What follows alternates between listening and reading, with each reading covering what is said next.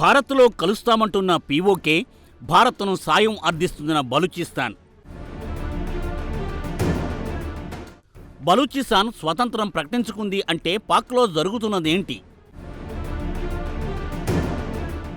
నాడు భారత్ నుండి వేరుపడిన పాకిస్తాన్ నేడు ముక్కలవ్వడానికి సిద్ధంగా ఉన్నట్టేనా?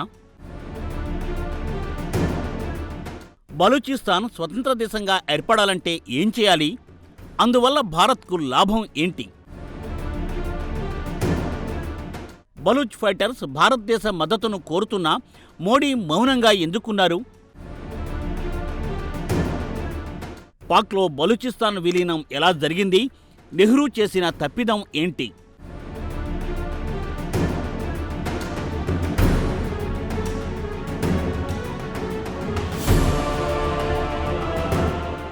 పొరిగింట్లో ఏం జరుగుతుందో దాని ప్రభావం ఇరుగింట్లో తప్పకుండా ఉంటుందని ఒక పాత నానుడి చెబుతుంది. అందువల్ల పాకిస్తాన్లో జరుగుతున్న పరిణామాలను భారతీయులు ఎప్పుడూ అప్రమత్తంగా ఉంటూ గమనించాల్సి ఉంటుంది. పాక్ గతంలో ఎన్నడూ లేనంత అంతర్గత ఒత్తిళ్లను ఇప్పుడు ఎదుర్కొంటోంది. ఒకవైపు పాక్ ఆక్యుపైడ్ కాశ్మీర్ పీఓకేను భారత్లో కలపాలని అక్కడి ప్రజానీకం ఉద్యమాలు చేస్తూ ఉండగా, బలూచిస్తాన్ పౌరులు తమను తాము స్వతంత్రులుగా ప్రకటించుకుంటూ భారత్ మద్దతు కోరుతున్నారు. తమ స్వతంత్రం కోసం బలూచులు దశాబ్దాలుగా పోరాడుతున్నారు.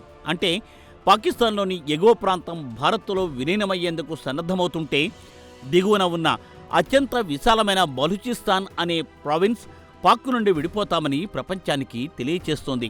తమ స్వతంత్ర పోరాటం కోసం బలూచ్ లిబరేషన్ ఆర్మీ ఆధ్వర్యంలో ఈ 7-8 దశాబ్దాలలో వేలాది మంది ఉద్యమకారులను బలూచిస్తాన్ కోల్పోయింది. అంతేకాదు, తాజాగా తాము పాక్ నుండి విడిపోయి స్వతంత్ర దేశంగా ఏర్పడ్డామని ప్రకటించుకోవడం ఇప్పుడు సంచలనం రేపుతోంది.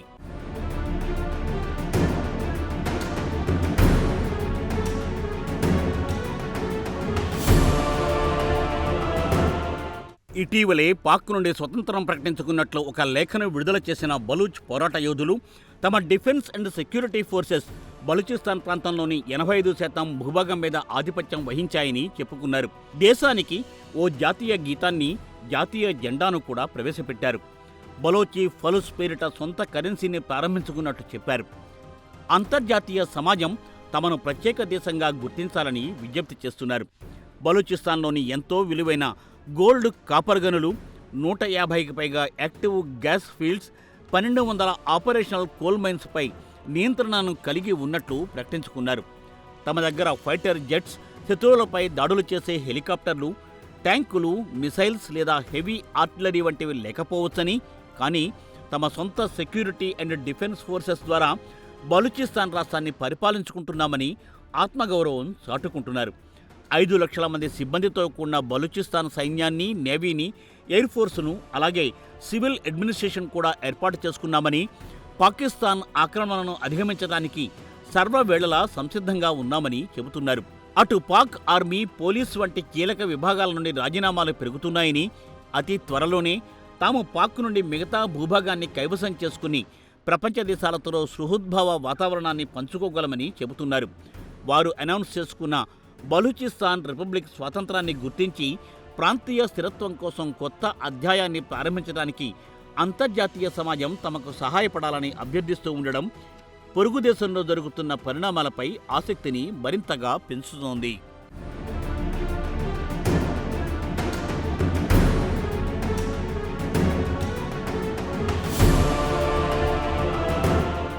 అయితే ఇప్పుడు బలూచిస్తాన్ను ప్రపంచం గుర్తించకపోవచ్చు, భారత్ కూడా గుర్తించకపోవచ్చు. కానీ బలూచిస్తాన్లో జరుగుతున్న ప్రతి పరిణామ క్రమాన్ని భారత్ చాలా క్లోజ్గా అబ్జర్వ్ చేస్తోంది అనేది గమనించాలి. ఎందుకంటే బలూచిస్తాన్ భవిష్యత్తు మొత్తం దక్షిణాసియా చరిత్రను తిరగరాయబోతున్న ఒక పరిణామంగా భావించాల్సి ఉంటుంది. అలాంటి బలూచిస్తాన్ నిజంగా పాకిస్తాన్ విచ్ఛిన్నానికి నాంది పలుకుతుందా, లేక ఇది కేవలం సోషల్ మీడియా ప్రచారమా?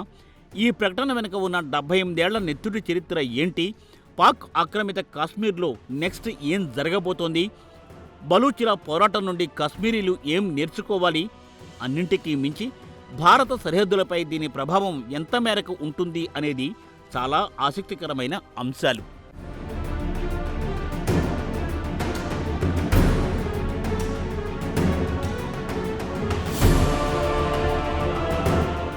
ఈ స్వతంత్రాన్ని బలూచ్ పోరాట యోధులు ఇప్పుడే ప్రకటించుకున్నారా, లేక ఇంతకుముందు కూడా ఇలాంటివి జరిగాయా అనేది కూడా గమనంలోకి తీసుకోవాలి. గత ఏడాది కూడా ఇలాంటి ప్రకటనే వారు చేశారు. అయితే అది తాము స్వతంత్రం ప్రకటించుకున్నట్లు కాదు. Baloch welfare association of India ఆధ్వర్యంలో విడుదల చేసిన ప్రకటన భారత ప్రధానికి, అలాగే ఐక్యరాజ్యసమితి సెక్రటరీ జనరల్ ఆంటోనియో గుటెరస్కు వారు ఆ లేఖ రాశారు.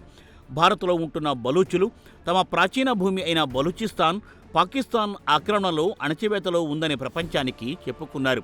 దాదాపు గత 7 దశాబ్దాలకు పైగా పాకిస్తాన్ పాలకులు బలోచ్ ప్రజలపై దారుణమైన హింసాకాండకు పాల్పడుతున్నారని, సైనిక చర్యలు తీవ్రంగా జరుగుతున్నాయని, వనరుల దోపిడీతో పాటుగా సాంస్కృతిక అణచివేత వంటి అమానుష చర్యలకు పాల్పడుతున్నారని ఆరోపించారు. భారత్ బలూచిస్తాన్ను స్వతంత్ర దేశంగా గుర్తించాలని, ఐక్యరాజ్యసమితి బలూచ్ ప్రజల స్వయం నిర్ణయాధికారాన్ని సమర్థించి ఈ సంక్షోభాన్ని నివారించాలని వేడుకున్నారు. కానీ ఇప్పుడు విడుదల చేసిన ప్రకటన మాత్రం మరింత అడ్వాన్స్ స్టేజ్కి వెళ్ళి చేసిన ప్రకటనగా అర్థం చేసుకోవాలి.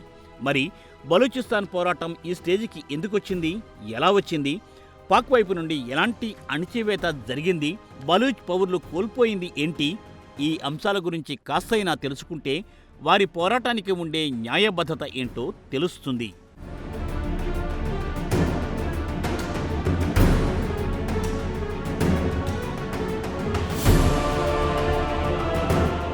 ఇటీవలి కాలంలో బలూచ్ తిరుగుబాటుదారులు అక్కడి అనేక జిల్లాలలో స్కూళ్లు, ఆసుపత్రులు, బ్యాంకులు, మార్కెట్లు, భద్రతా స్థావరాలు, పోలీస్ స్టేషన్లతో పాటు హైసెక్యూరిటీ జైలు మీద కూడా సమన్వయంతో కూడిన దాడులు చేశారు. ఆత్మాహుతి బాంబు దాడులు నిర్వహించారు. ఈ దాడులు పాక్లోని తిరుగుబాటు చరిత్రలోనే అతిపెద్ద అటాక్స్గా గుర్తింపు పొందాయి. పాక్ సైనికులపై అత్యంత ఖచ్చితత్వంతో కూడిన దాడులు చేస్తూ పాక్ పాలకుల వెన్నులో వణుకు పుట్టిస్తున్నారు బలూచ్లు. ఈ దాడుల్లో బలూచ్ లిబరేషన్ ఆర్మీకి తోడు పాకిస్తాన్కు చెందిన తెహ్రీక్-ఏ-తాలిబాన్ సంస్థ కూడా తోడైందని పాక్ సైన్యం చెబుతోంది. దీనికి కౌంటర్గా పాక్ సైన్యం ఆపరేషన్ షాబాన్ పేరుతో రివర్స్ అటాక్ చేస్తోంది. బలూచుల వైపు బిఎల్ఏ బ్రిగేడ్లో మహిళా విభాగాన్ని కూడా రిక్రూట్ చేయడం గమనించాలి. మహిళా ఆత్మాహుతి బాంబర్ల వినియోగం అనేక బలూచ్ గ్రూపులకు విస్తరించడం, అలాగే విద్యావంతులైన యువతను, మహిళలను ఆర్మీలో చేర్చుకోవడం తీవ్ర స్థాయిలో జరుగుతోంది. దీనికి బలూచ్ యూత్ కూడా పూర్తిగా మద్దతు ఇస్తున్నారని గుర్తించాలి. మానవ హక్కుల సంస్థల నివేదికల ప్రకారం పరిస్థితి దారుణంగా దిగజారిపోయింది.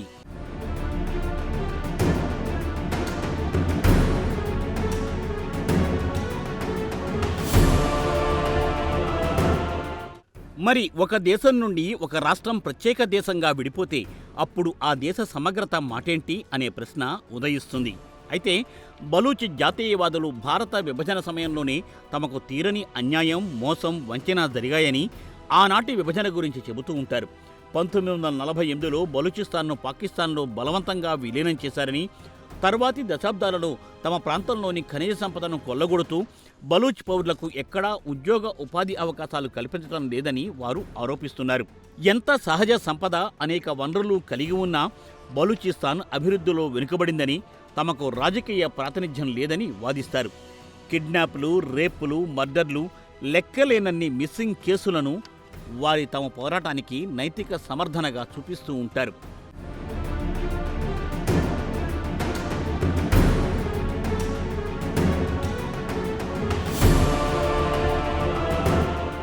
బ్రిటిష్ ఇండియా విభజన సమయంలో బలూచిస్తాన్ ఒక ప్రత్యేక సంస్థానం.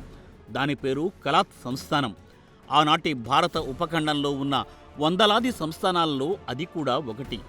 దాని పాలకుడు మీర్ అహ్మద్ యార్ ఖాన్. బలూచిస్తాన్లో కలాత్ సంస్థానం 1948 మార్చి 27న పాకిస్తాన్లో విలీనమైంది. అంతకుముందు 1947 ఆగస్టు 15న స్వాతంత్రం ప్రకటించుకుంది. అంటే జమ్మూ కాశ్మీర్ లాగా అన్నమాట. కొంతకాలం పాటు స్వతంత్రంగానే ఉండిపోయింది. ఆనాటి స్వతంత్ర బలూచ్ ప్రకటనే నేటి బలూచ్ స్వాతంత్ర పోరాటానికి చారిత్రక మూలంగా చెప్పుకోవాలి. బ్రిటిష్ పాలన ముగింపు సమయంలో ఇతర సంస్థానాల మాదిరిగానే కలాత్కు కూడా భారత్ పాకుల్లో ఎందులో చేరాలనే ఆప్షన్ లభించింది. 1947 ఆగస్టు 11న ఒక ప్రత్యేక ఒప్పందం కలాత్ స్వతంత్ర హోదాను గుర్తించడం కూడా గమనించాలి. అయితే కొత్తగా ఏర్పడిన పాకిస్తాన్ వెంటనే ఖాన్పై పాకిస్తాన్లో చేరాలని ఒత్తిడి తేవడం మొదలుపెట్టింది. కలాత్ స్వయం ప్రతిపత్తిని కాపాడుకోవడానికి, ఇస్లామాబాద్ ఒత్తిడిని ఎదుర్కోవడానికి ఖాన్ రహస్యంగా న్యూఢిల్లీతో మంతనాలు జరిపారు. 1948 మార్చిలో ఆ ప్రతిపాదన భారత నాయకత్వానికి చేరినప్పుడు నెహ్రూ, ఆయన మంత్రివర్గం దాని పర్యవసానాలను పరిశీలించి చివరకు తిరస్కరించారని చరిత్ర చెబుతోంది. ఢిల్లీ పెద్దలతో ఖాన్ జరిపిన రహస్య చర్చలు గోప్యంగా కొనసాగి ఉంటే చరిత్ర వేరుగా ఉండేదేమో. కానీ ఒక అనూహ్యమైన దౌత్య పొరపాటు పరిస్థితిని పూర్తిగా మార్చేసింది. 1948 మార్చి 27న ఒక పత్రికా సమావేశంలో రాష్ట్రాల మంత్రిత్వ శాఖ కార్యదర్శి విపి మీనన్ ఖాన్ ఆఫ్ కలాత్ పలుమార్లు తాము భారత్లో చేరతామని ప్రతిపాదించారని, అయితే భౌగోళిక కారణాల వల్ల న్యూఢిల్లీ ఆ ప్రతిపాదనను తిరస్కరించిందని చెబుతూ ఓ బహిరంగ ప్రకటన చేశారు. మీర్ అహ్మద్ యార్ ఖాన్కు ఆల్ ఇండియా రేడియో వినడం అలవాటు. 1948 మార్చి 27న ఆయన రేడియోలో వినది తీవ్ర దిగ్భ్రాంతికి గురిచేసింది. తాను రహస్యంగా చేసిన విజ్ఞప్తి బహిర్గతం కావడంతో ఖాన్కు ఆ తదుపరి మంతనాలు జరిపే శక్తిని పూర్తిగా దెబ్బతీసింది. అలాంటి పరిస్థితులలో పాకిస్తాన్ ఒత్తిడికి లొంగి విలీన పత్రంపై సంతకం చేయాల్సి వచ్చింది. ఆ సంతకం ద్వారా భారత ఉపఖండం పశ్చిమ అంచున ఒక వ్యూహాత్మకమైన స్థావరాన్ని ఏర్పరచుకునే అవకాశాన్ని శాశ్వతంగా కోల్పోయినట్లయిందని విశ్లేషకులు చెబుతూ ఉంటారు.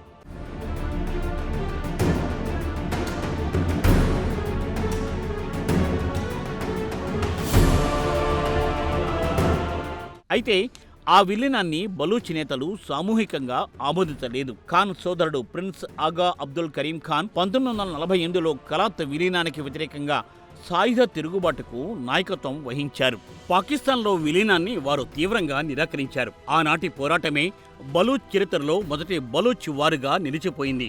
అయితే ఖాన్ ఆఫ్ కలాత్ భారత్ సహాయం కోరినా నాటి నెహ్రూ నాయకత్వం ఆ సమయంలో జమ్మూ కాశ్మీర్ వివాదం, హైదరాబాద్ సంస్థానం సమస్య, జునాగఢ్ వివాదం, విభజన, హింస, శరణార్థుల సంక్షోభం వంటి తక్షణ సవాళ్లలో మునిగి ఉందని, అందువల్ల భారత్ బలూచిస్తాన్ అంశాన్ని పక్కన పెట్టిందని వాదిస్తారు. అది కొంతవరకు నిజం కూడా. అయితే పాక్పై పోరాటంలో కశ్మీర్ను నెహ్రూ వదిలేయడమే కాక ఐక్యరాజ్యసమితిలో నివేదించడం ద్వారా ఒక అంతర్గత వ్యవహారాన్ని అంతర్జాతీయం చేశారనే విమర్శలు ఎదుర్కోవాల్సి వచ్చింది. అలాగే తమంతట తాముగా భారత్లో విలీనమవుతామనే ప్రతిపాదనతో వచ్చిన బలూచ్ యోధులతో నిర్ణయాత్మకంగా వ్యవహరించలేకపోవడమే పాకిస్తాన్ను బలోపేతం చేసిందనే అభిప్రాయాలు కూడా ఉన్నాయి. ఒకవేళ బలూచిస్తాన్తో సరైన పద్ధతిలో వ్యవహరించి ఉంటే నేటి దక్షిణాసియా చిత్రపటమే వేరుగా ఉండేది అనేవారు కూడా ఉన్నారు. అంటే భారత్ ఒక అద్భుతమైన అవకాశాన్ని చేజేతులారా వదులుకుందన్నమాట.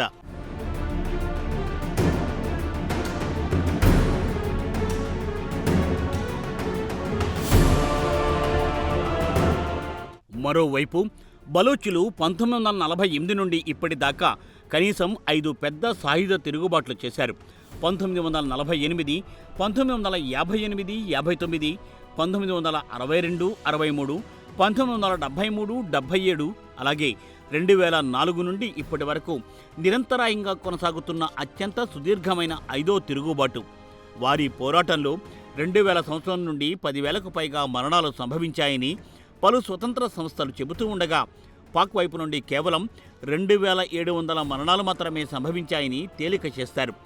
ఈ గణాంకాల్లో వేర్పాటువాదులు అలాగే సైన్యం కూడా ఉన్నారు.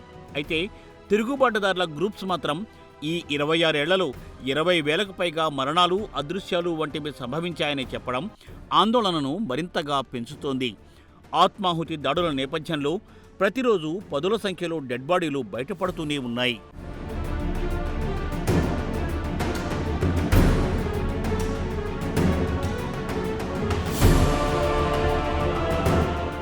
ఈ పోరాటాల నేపథ్యంలో బలూచులు భారత్ నుండి ఏం కోరుకుంటున్నారు అనేది అత్యంత ఆసక్తికరమైన అంశం. బలూచులు భారత్ను తమ స్వతంత్రాన్ని గుర్తించాలని, ఢిల్లీలో అధికారిక రాయబార కార్యాలయం ఏర్పాటుకు అనుమతించాలని కోరుతున్నారు. అలాగే కల్లోలంగా ఉన్న అనేక దేశాలలో ఐక్యరాజ్యసమితి శాంతి పరిరక్షక దళాలను ఎలాగైతే మోహరించారో అలాగే బలూచిస్తాన్లో కూడా శాంతి పరిరక్షక దళాలు దించాలని కోరుతున్నారు. అందువల్ల అంతర్జాతీయ సమాజం తమ స్వతంత్రాన్ని త్వరగా గుర్తిస్తుందని వారు ఆశపడుతున్నారు. అందుకు భారత్ ముందుగా పూనుకుంటే మిగతా పనులన్నీ వాటంతటా అవే జరిగిపోతాయి అనేది వారి భావన. భారత్లో మోడీ శకం మొదలైన తర్వాత బలూచుల పోరాటం మరింతగా విజృంభిస్తోంది. అందుకు కారణం మోడీ 2016 ఇండిపెండెన్స్ డే స్పీచ్లో ఎర్రకోట వేదికగా బలూచిస్తాన్లో మానవ హక్కుల ఉల్లంఘనలు, పాకిస్తాన్ దారుణమైన అణచివేతను ప్రస్తావించడమే. అది బలూచ్ జాతీయవాదులను నైతికంగా బలోపేతం చేసింది. భారత్ పట్ల వారికి మొదటి నుండి ఉన్న స్నేహ భావనను మరింత గాఢంగా పెంచింది ఈ వాదన. వారి ఉద్యమంలో భాగంగా అప్పట్లో బలూచిస్తాన్ ఆందోళనలో మోడీ ఫోటోలు పెట్టుకుని బలూచులు భారీ ప్రదర్శనలు చేయడం మనం గమనించాలి.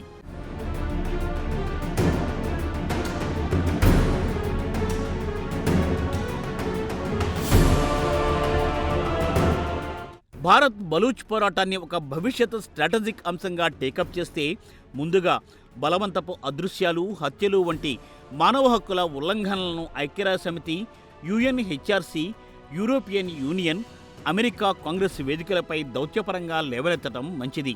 బలూచ్ నాయకులతో, ముఖ్యంగా భారత్లో ఉన్న డయాస్పోరాతో సంభాషణ పెంచడం, సాంస్కృతిక, విద్య, మీడియా మార్పిడులు విస్తరించడం ద్వారా నైతిక, రాజకీయ మద్దతు కూడగట్టుకోవడం. ఆ తదుపరి పూర్తి స్వాతంత్రం కాకుండా బలూచిస్తాన్ స్వయం నిర్ణయాధికారాన్ని గుర్తించాలని డిమాండ్ చేస్తూ సిపెక్ ద్వారా చైనా, పాకిస్తాన్ జరుపుతున్న వనరుల దోపిడీని అంతర్జాతీయంగా ఎక్స్పోజ్ చేయడం. ఇక మూడోది, బలూచ్ గ్రూపులకు అంతర్గతంగా ఇంటెలిజెన్స్, లాజిస్టికల్ మద్దతు అందించడం ద్వారా పాక్ సైన్యాన్ని బలూచిస్తాన్లోనే బిజీగా ఉంచడం. మొత్తంగా దౌత్యం, మానవ హక్కుల్లో జరుగుతున్న అన్యాయం, ఇంటెలిజెన్స్ మద్దతు వంటి మిశ్రమ వ్యూహాలే భారత విదేశాంగ విధానానికి అనుగుణంగా ఉంటాయని భావించాలి.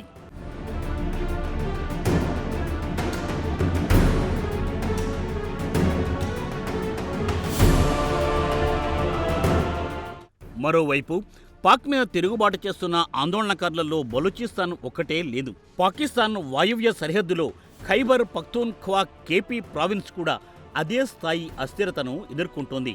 బలూచులు, పస్తూన్లు ఈ ఇద్దరూ కూడా ఒకరికొకరు బలంగా పెనవేసుకుపోతున్నారు. 2022 నుండి తెహ్రీక్ ఏ తాలిబాన్ పాకిస్తాన్, పస్తూన్ పోరాటాలు ఇటు బలూచులు తమ పోరాటాలను కూడబలుక్కుని తీవ్రతరం చేస్తున్నాయనే చెప్పాలి. దక్షిణ KP, నైరుతి బలూచిస్తాన్లో విశాల ప్రాంతాలు హింసకు ప్రధాన వేదికలుగా మారాయి. అటు శాంతియుత హక్కుల ఉద్యమాలను కూడా పాక్ ప్రభుత్వం కఠినంగా అణచివేస్తోంది. ఈ క్రమంలోనే సుమారు 4 కోట్ల మంది పష్తూన్ల హక్కుల కోసం పనిచేసే PTMను భద్రతకు ముప్పుగా పేర్కొంటూ నిషేధిత సంస్థగా ప్రకటించారు పాక్ పాలకులు. కొన్ని అంచనాల ప్రకారం ఈ నిషేధం కారణంగా PTM అహింసా మార్గం వీడి వాయువ్య ప్రావిన్స్ను మరింత అస్థిరపరిచేలా హింసా మార్గంలోకి వెళ్లే ప్రమాదం ఉందని హెచ్చరిస్తున్నారు. ఇది సరిగ్గా బలూచిస్తాన్లో జరుగుతున్న పోరాటాల క్రమానికి అద్దం పడుతుందని చెప్పాలి. ఫలితంగా పాకిస్తాన్ ఇప్పుడు రెండు వైపులా ఒకేసారి తీవ్రమైన ప్రమాదాన్ని ఎదుర్కోవాల్సి వస్తోంది. బలూచిస్తాన్లో జాతీయవాద తిరుగుబాటు, అలాగే KPలో తెహ్రీక్ ఏ తాలిబాన్ నేతృత్వంలోని మతతత్వ ఉగ్రవాదాల మీద ఏకకాలంలో పోరాడాల్సి వస్తోంది. ఈ రెండు సంస్థల మధ్య వ్యూహాత్మక సమన్వయం కూడా పెరుగుతున్న సూచనలు కానవస్తున్నాయి అంటున్నారు. ఇలాంటి తీవ్రమైన ఒత్తిళ్ల కారణంగానే సహజంగానే పాక్ పాలకుల దృష్టిని POK నుండి మళ్లించే అవకాశాలు మెండుగా ఉంటాయి అంటున్నారు. తీవ్రమైన అంతర్గత ఒత్తిళ్లను ఎదుర్కోవడంలో శక్తి సరిపోని, వనరులు సరిపోని పాక్ పాలకులు POK విషయంలో రాజీ పడక తప్పని పరిస్థితులు ఉన్నాయని భారత నాయకత్వం ఓ భారీ అంచనాలో ఉందని అర్థం చేసుకోవాలి.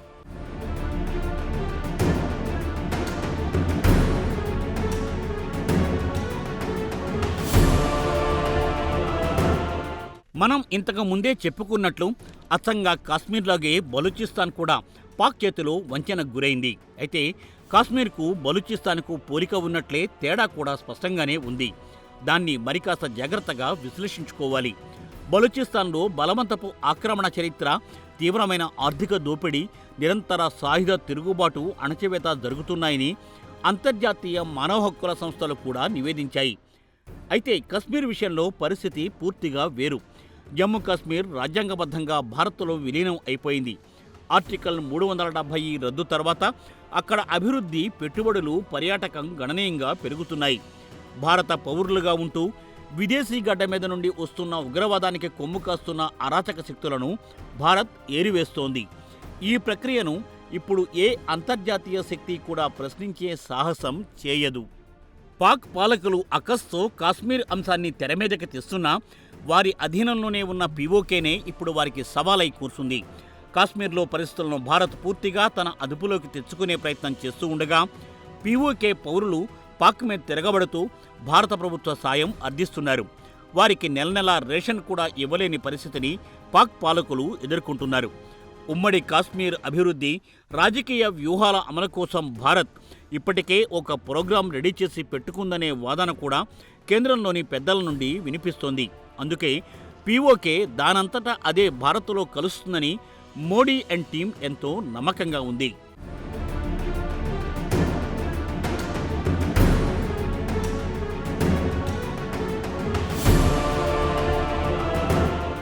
మరోవైపు బలూచిస్తాన్ పరిస్థితి పూర్తిగా వేరు. బలూచిస్తాన్ ఎప్పుడూ భారత్లో భాగంగా లేనే లేదు. భారత్తో సరిహద్దును పంచుకోదు. దానికి ఇరాన్, ఆఫ్ఘనిస్తాన్తో సరిహద్దు ఉంది. భారత్తో నేరుగా భౌగోళిక సంబంధమే లేదు. కాబట్టి పీఓకే తనంతట తానుగా విలీనమవుతుంది అనే వాదనను బలూచిస్తాన్కు యథాతథంగా అన్వయించడం లాజికల్గా, భౌగోళికంగా సాధ్యం కాదు. ఈ క్రమంలో బలూచిస్తాన్తో భారత్ భవిష్యత్తులో ఎలా ఉండే అవకాశాలు ఉంటాయి అనేది ఒక ఇంట్రెస్టింగ్ పాయింట్. బలూచిస్తాన్ పూర్తి ప్రత్యేక దేశంగా ఏర్పడిన తరువాత అంతర్జాతీయ దౌత్య సంబంధాల ద్వారా భారత్తో స్నేహపూర్వక బంధం నెలకొల్పుకోవడం ఉభయతారకం. ఇరాన్ ఇండియా బంధం ఎలా ఉందో రేపు బలూచిస్తాన్తోనూ అదే తరహాలో లేదా ఇంకా అంతకన్నా మెరుగైన స్నేహ సంబంధాలను ఊహించవచ్చు. మరో కోణంలో చెప్పుకుంటే బలూచులు పాకిస్తాన్లోనే విస్తృతమైన స్వయం ప్రతిపత్తితో కొనసాగడం అంటే పాక్లోనే ఉంటూ స్వయం నిర్ణయాధికారం కలిగి ఉండడం అన్నమాట. మరో యాంగిల్లో ఆలోచిస్తే పాక్తో పోరాటం కారణంగా దీర్ఘకాలిక అస్థిరత కొనసాగి ఏ స్పష్టమైన పరిష్కారమూ లేకుండా మూవ్మెంట్ సాగించడం. దురదృష్టవశాత్తు గత 78 ఏళ్ల చరిత్రను బట్టి ఇదే అత్యంత సంభావ్యమైన అవకాశంగా కనిపిస్తోంది అంటున్నారు రాజకీయ పరిశీలకులు. దీనివల్ల పాక్ పాలకులు బలూచుల డిమాండ్ను ఇంకా ఎప్పటికీ తీర్చలేని పరిస్థితి ఏర్పడుతుంది. అలాగే ఇక్కడ మిలిటరీ కోసం పెట్టే ఖర్చులు, అటు భారత్పై ఉగ్రవాదాన్ని ప్రోత్సహించే చర్యలు, ఉత్పత్తి తగ్గిపోవడం, ధరలు విపరీతంగా పెరిగిపోవడం, ఇంధనం సమకూర్చలేని పరిస్థితుల్లోకి వెళ్ళిపోవడం వల్ల ద్రవ్యోల్బణాన్ని అరికట్టలేని స్థితికి చేరుకోవడం. దీంతో ప్రజలపై పట్టు కోల్పోయిన పాకిస్తాన్ పూర్తిగా చేతులు ఎత్తేసే పరిస్థితులను సృష్టించడం అన్నమాట. ఇలా బలూచిస్తాన్ నిజంగా స్వతంత్రమై భారత్తో సన్నిహిత సంబంధాలు నెలకొల్పుకుంటే దాని ప్రయోజనాలు అపారంగా ఉంటాయని విశ్లేషకులు అంచనా వేస్తున్నారు.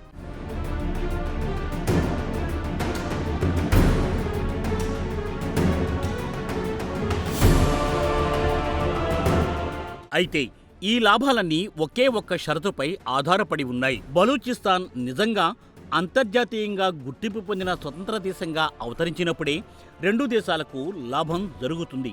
అయితే ఇప్పటి వరకు వారిది కేవలం ఏకపక్ష ప్రకటన మాత్రమే. ఏ దేశం కూడా వారి పోరాటాన్ని, స్వతంత్ర దేశ డిమాండ్ను గుర్తించలేదు. ఏ దేశమైనా గుర్తించాలంటే ముందుగా భారత్ మాత్రమే చొరవ తీసుకోవాల్సి ఉంటుందని పరిశీలకులు అభిప్రాయపడుతున్నారు. భారత్ తరువాతనే వేరే ఏ దేశమైనా బలూచిస్తాన్ ఆకాంక్షను గుర్తిస్తుంది అంటే అతిశయోక్తి కాదు.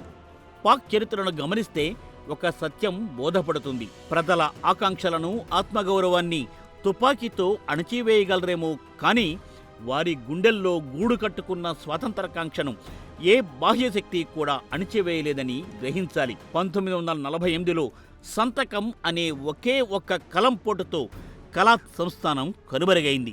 కానీ ఆ సంతకం రగిలించిన తిరుగుబాటు నిప్పు నానాటికి జ్వలిస్తూనే ఉంది. పాక్ పాలకుల దుర్నీతిని వెంటాడుతూనే ఉంది. 7 దశాబ్దాలకు పైగా రగులుతున్న ఆ నిప్పే అణచివేత శాశ్వత పరిష్కారం కాదని ఘోషిస్తోంది. వారి నిరంతర పోరాటానికి పాకిస్తాన్ సమాధానం ఇచ్చే వరకు బలూచిస్తాన్ భగ్గుమంటూనే ఉంటుంది.